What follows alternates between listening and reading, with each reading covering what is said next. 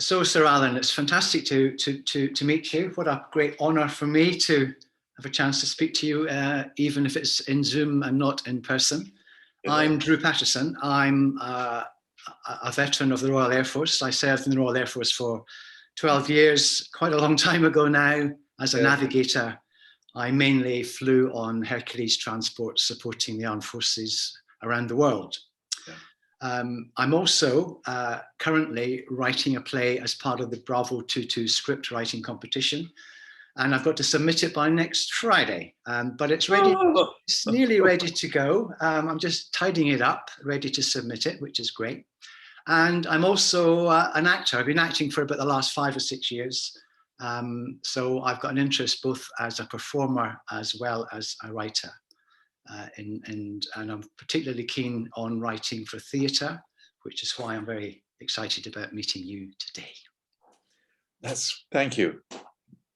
Okay, well, it's a good precedent to be a writer and a director, and a writer and an actor. I started as an actor because at the age I went into theatre, that seemed to be the only option available, because theatre seemed to be all about the actors. Once you open the door to theatre and you get in, and I was untrained, and I went in through the back door as an acting ASM, an assistant stage manager, which was possible in those days. I mean, most modern stage managers would throw up their hands in horror at the thought of an unskilled amateur joining their distinguished ranks. But at that point, they took anyone. So I was a schoolboy straight out of school, sixth form, and I went straight into theatre with a passion for it and a longing to be an actor. And was this in Scarborough, Sir Alan? Yeah, no. I mean, in fact, I left school on a Friday, and I had a wonderful, as one often does when one's young, one had a wonderful teacher who was an absolute theatre nut, and he organised the Shakespeare shows every year, and he saw in me, I suppose, a modicum of performing talent, and he pulled some strings, and he got me a job with a then icon, Sir Donald Wolfett, who was running his own theatre company and was about to take it up to the Edinburgh Festival, and this was of course at the end of the summer, and he got me a job as a sort of general dog's body, polishing the furniture and playing a century no lines, standing in a corner as a piece of animated scenery. And it was a very humble job, but nonetheless, I was part, from that Monday or after the Friday I left school, I was part of a professional company. And I was thrown in to the jolliest bunch of chaps. And if you're in love with the theatre and you've got a group of friendly actors around you, all of whom were much older and more experienced than me, and then you go off on the train to Edinburgh and you're part of the festival. That is like giving a child free access to a sweet shop. It was the most wonderful experience. It sounds like the perfect introduction, doesn't it, to go straight to the Edinburgh Festival? What a way to get thrown into that world. All these old actors knew the dodges, how to get into the shows free. So I hung onto their coattails, and they got me into dress rehearsals, and I saw all sorts of Piccolo Theatre Milan and the Hamburg State Opera and all sorts of other distinguished companies. All the Fringe, I think, was at that point. This was in the late 50s, was fairly small. Yeah. So but I did see an awful lot of good theatre, and my first experience of Commedia dell'arte was up there. And it was a very, very exciting time. And I was very lucky.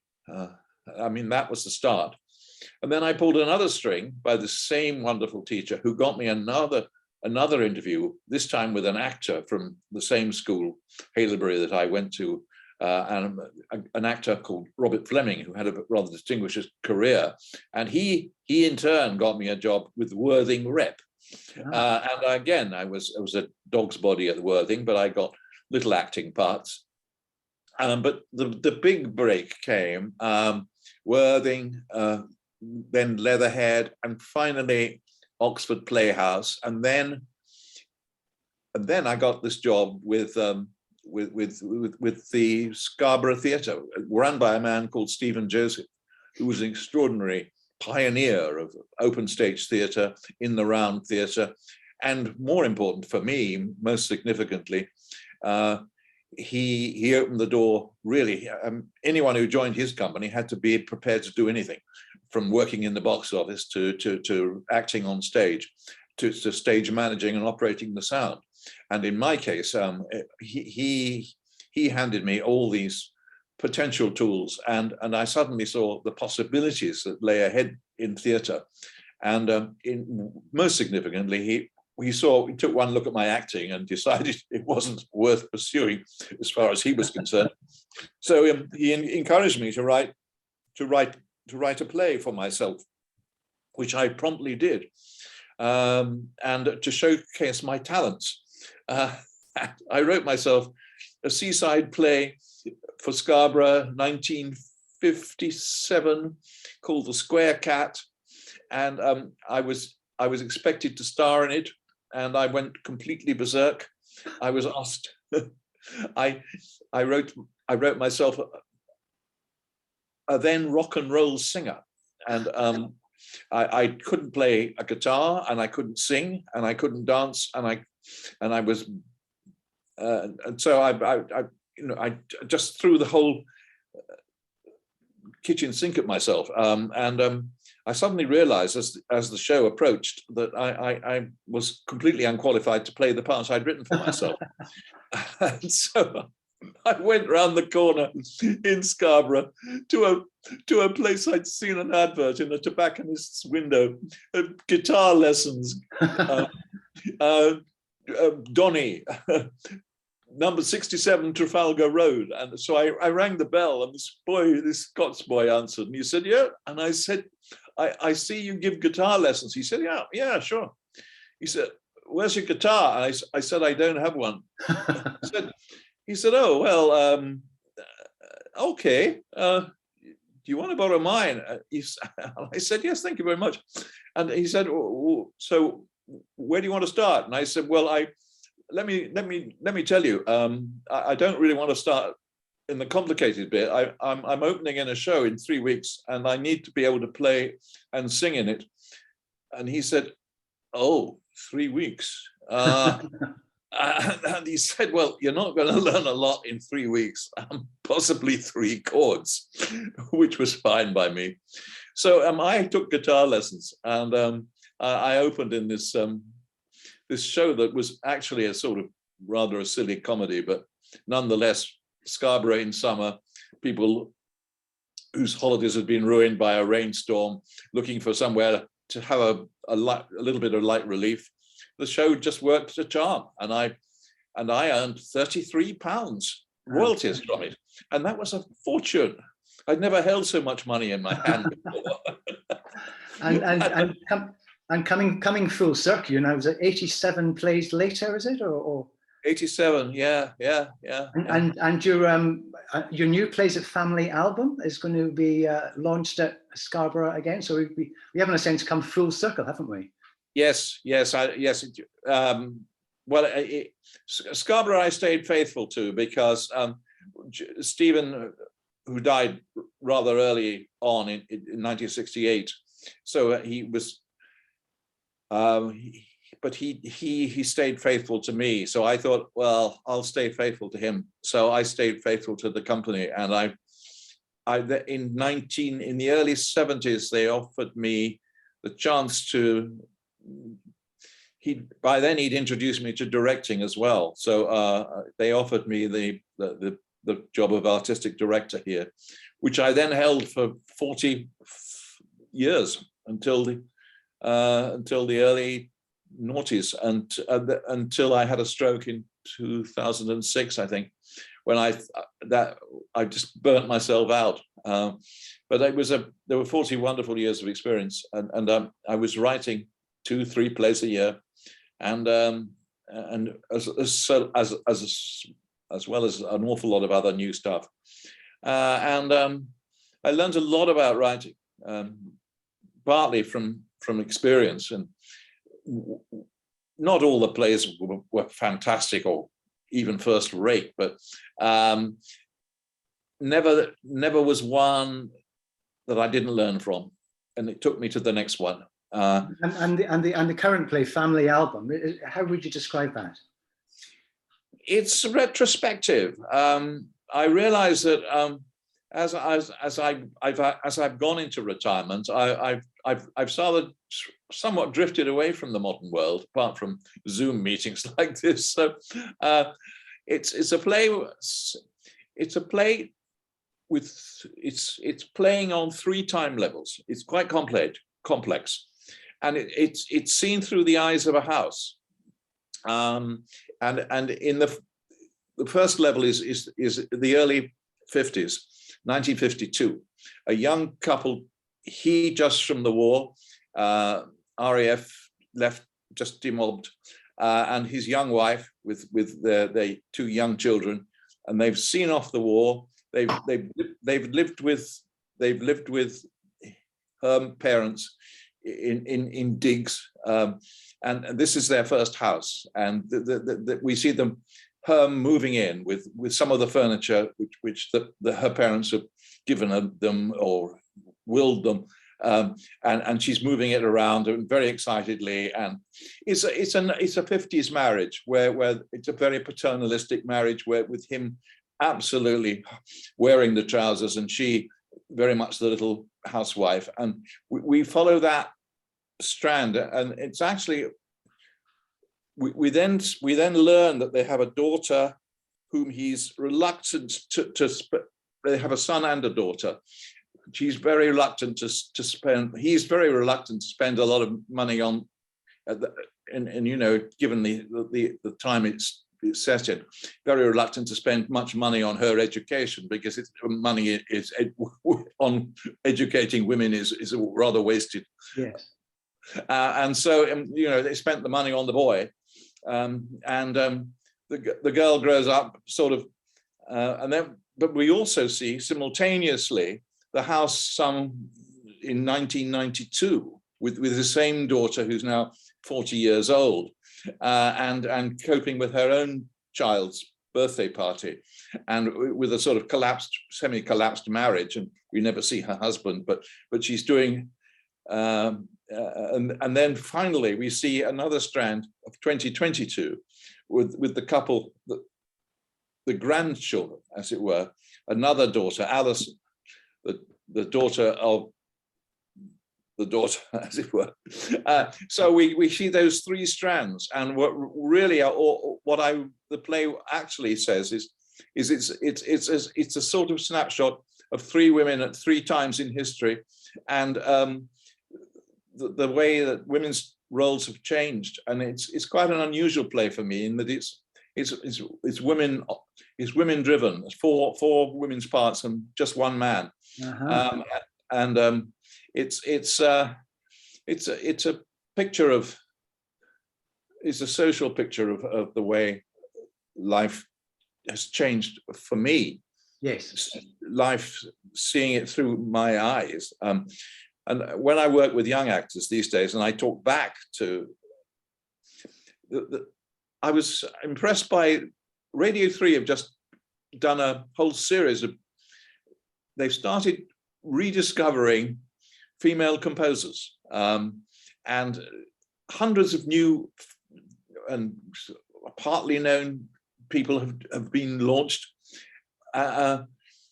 who've composed and have been forgotten or half forgotten, and sometimes, sadly, not even their families knew about it, who've written music, some of it extremely good. And but I remember looking back to my childhood, and as a 13-year-old boy, thinking to myself, I don't think women can write music. And I think, and it seemed to be beyond their skill set. They could do other things. They could make good dinners, and so you know, our perception has so changed. And you say that with rather shamefacedly now to people, but you know, at the time, and one grew into that period of when people just had to, and men had to do exactly the same, perform a role in society. And I was expected when I was 17 years old to be the breadwinner, and I found myself promising, hardly having left school. I married at 17 or 18 or something. I married the first woman I could. And I remember promising for the rest of my life to look after her. And I look back and I was thinking, how could I possibly have promised that? I was only a kid. At that age, yeah. A tiny child. And so life has just, I mean, I've become fascinated just by looking down the telescope at my own life. I love the fact that you're so open to new ideas, even after all this time of writing and being involved in theatre. This is probably an obvious question, but of all the plays you've written, do you have one that's your favourite that stands out for some reason? It's like trying to choose your favourite child, I suppose. Do you have a favourite play? Not really. One has one's. I'm just glad I wrote some of them because they continue to earn money, but they are the sleepers, as it were. But any parent will just favour the new child, and I'm really looking forward to doing this new one. I'm getting, because a stage play is not complete until, I mean, I've got a yellow folder with it stuck in there, and then I've been writing little notes to myself in corners, and it's never going to be even get at its own dimension until it's set in front of actors, and it's and also an audience. Yes. Oh yes. You know. It's a wonderful thing being a stage writer, and you are the fuse, and you once you set fire to yourself, as it were, and you set the thing in motion, all sorts of other disciplines and talents and designers, directors, actors, stage managers, everything, publicists, and everybody, you know, this huge family gather around this little tiny creation that you started off making, and then of course the key moment comes when that whole experience meets the audience. Exactly. And that is the moment I really look forward to. And do you sit in all the previews and rewrite as you see it? Yes, I do. As you may know, I work in theatre in the round, which is wonderful way to watch your own shows being watched. And do you sit in different seats every night? Do you actually go? Yes, I watch every early performance. I watch it, and sometimes I think, well, that didn't fall well. That didn't really work. And okay, so you note it down as possibly a very stupid audience, but by the time you had 3 or 4 stupid audiences who all failed singularly to gather a point you made quite clearly in your own mind, you then come to the conclusion there's something wrong in the writing here. And that is a learning curve you can only get from the experience. And sometimes the actors will sort it out for you, and sometimes they won't. And sometimes they turn to you and say, this isn't working. And thank God they don't do that these days, because 87 plays and I should know what I'm doing. But you should know by now, yeah. Yeah. I've got a question which is very personal to me, Sir Alan. And if I show you this. The Divide. God. That was my backstage pass for the Old Vic, when you had it on at the Old Vic. Was that 2 or 3 years ago? And I'm fascinated by The Divide, because From what I know of your writing, it's quite a departure from anything else you may have done. And fascinated to know, was it a sort of a passion project of yours that had been building for a long time? And I mean, in terms of its scale, its size, its ambition, it was massive, wasn't it? It was big.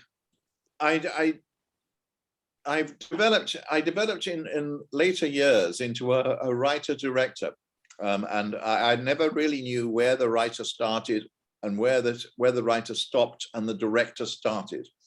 And often the two would just blend into one. And my directing style was often, and I realized I was writing within my directing capabilities. And I suddenly sat down one day and thought, I'm going to write something that I couldn't possibly direct. Right. And it would be absolutely impossible. Yeah. And it'll have an infinite cast and an infinite number of sets. Yeah. And, solve that if you can, clever Dick director. And so I wrote it.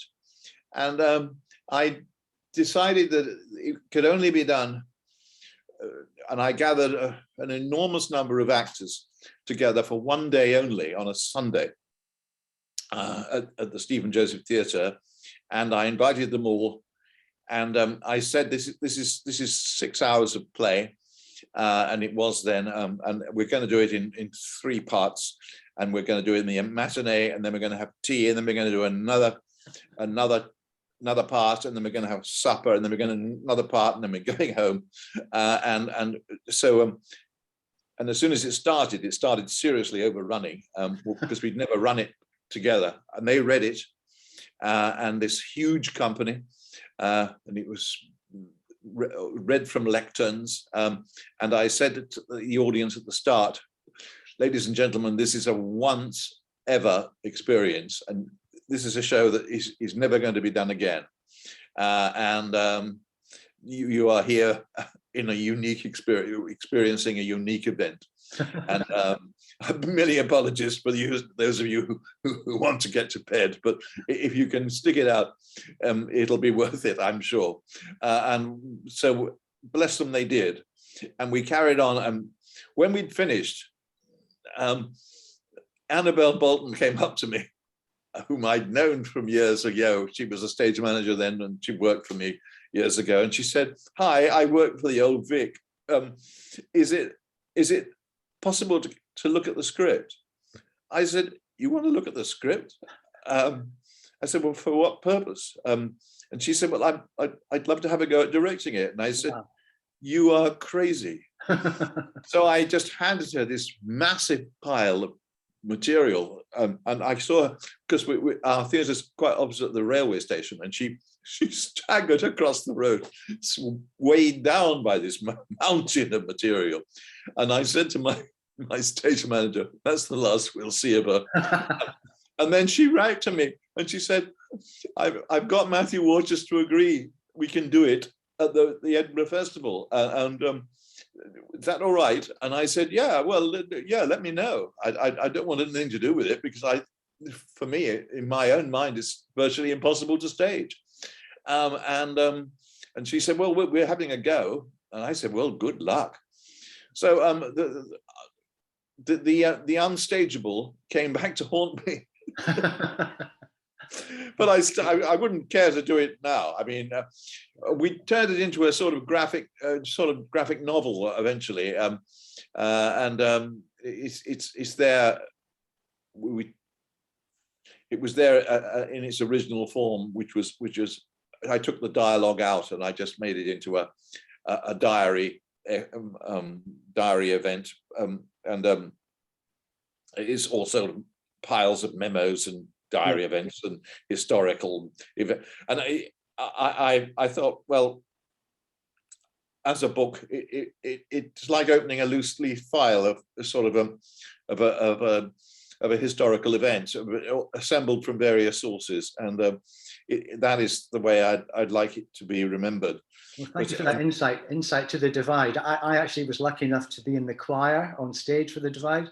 And also I came on the stage at the very end dressed in a kilt with a bunch of flowers for the leading lady.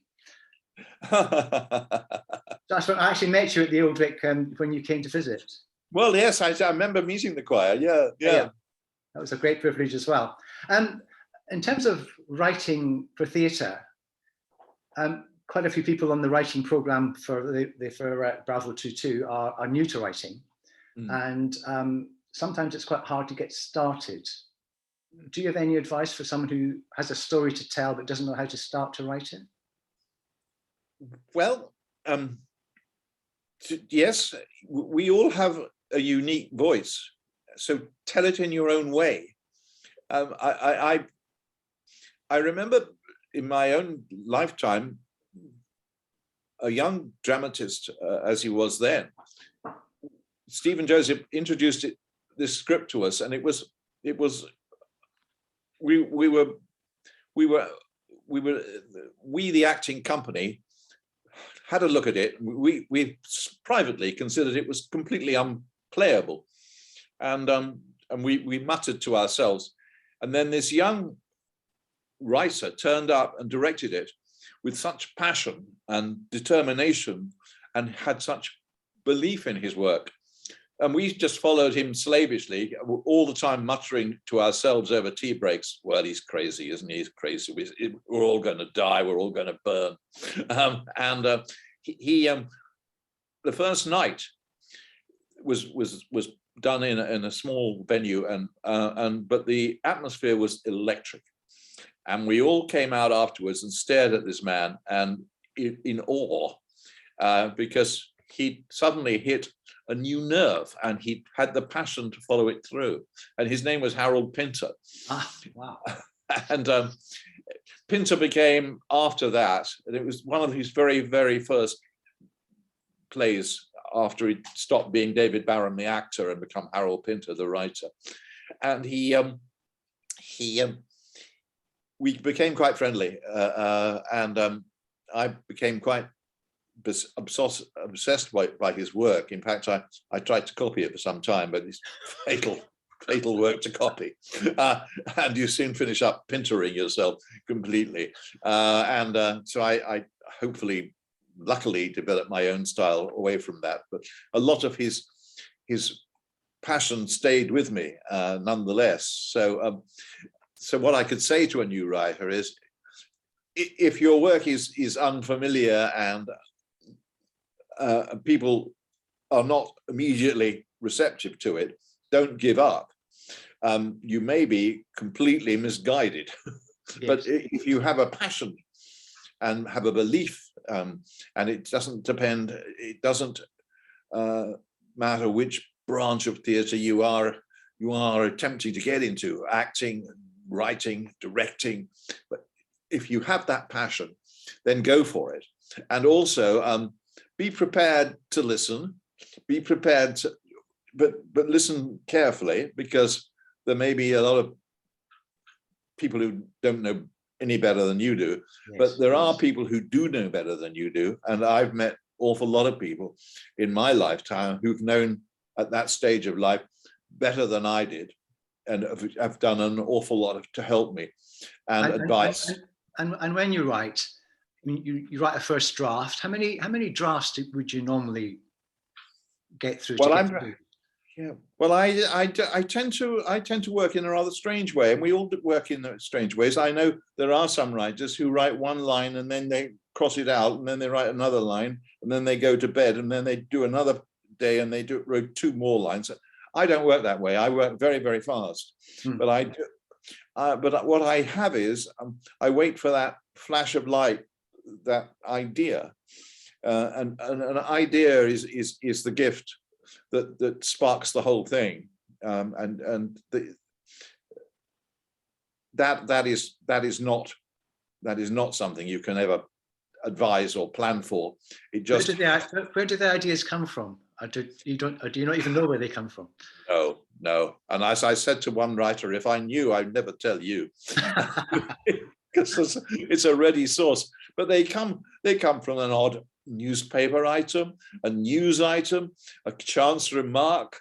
Sometimes it's something else altogether. I mean, and are you read by does the story evolve from the characters or from the situation, or I think from reading your book on writing, it can be anything in your case. Is that right? Yeah. Well, I used to develop from the characters, but no, I used to write from the situation. But as I began to explore deeper into my characters, so you got deeper. The play became slightly darker, and the colors, all colors, because it doesn't take long before you explore a character before you hit a certain sadness or a certain negativity. Even in a comedy. Yeah, yes, and I say don't. I long ago stopped writing a comedy at the top of my scripts or a tragedy, because I said, well, you know, if you write light, then you must also write shadow. Yes, because there can't be one without the other in any event, and that gives your play a depth and a